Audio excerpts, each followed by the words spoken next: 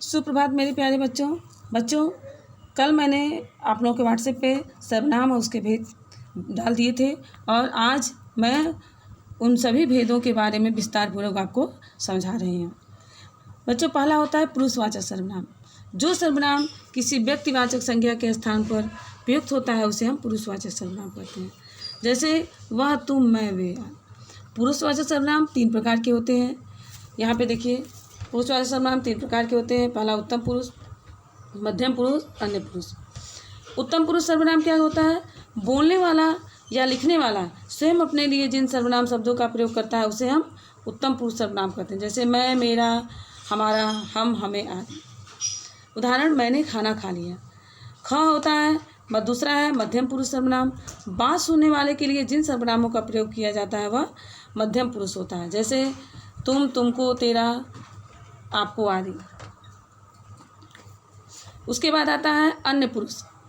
जिसके बारे में बात हो रही है उसके लिए प्रयुक्त किए जाने वाले सर्वनाम होते हैं वह अन्य पुरुष होते हैं। जैसे वे, उसको, उन्हें, उसका आदि।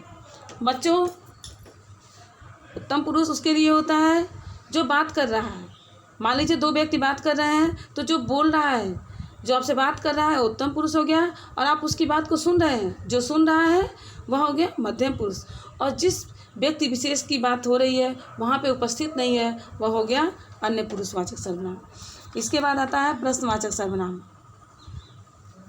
प्रश्न पूछने के लिए जिन सर्वनामों का प्रयोग किया जाता है उसे हम प्रश्नवाचक सर्वनाम कहते हैं। जैसे आज आप कहाँ जाएंगे।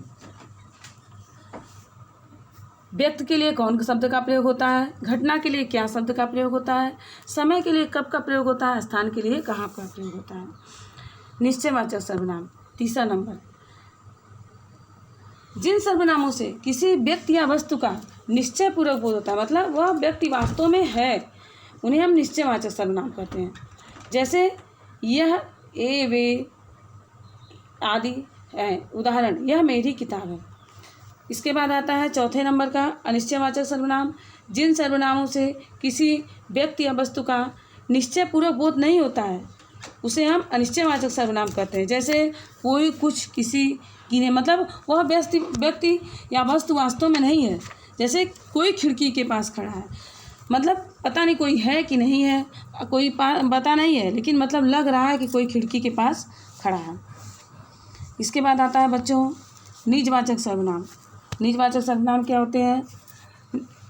निज मतलब होता है स्वयं। जिन सर्वनामों का प्रयोग स्वयं के लिए किया जाता है उसे होता है निजवाचक सर्वनाम।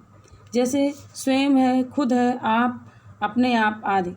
उदाहरण के लिए देखिए, मैं वहाँ स्वयं चला जाऊँगा। और उसके बाद छठा नंबर आता है संबंधवाचक सर्वनाम। जिन सर्वनामों का प्रयोग वाक्य में किसी दूसरे सर्वनाम से संबंध प्रकट करने के लिए किया जाता है उसे हम संबंधवाचक सर्वनाम कहते हैं।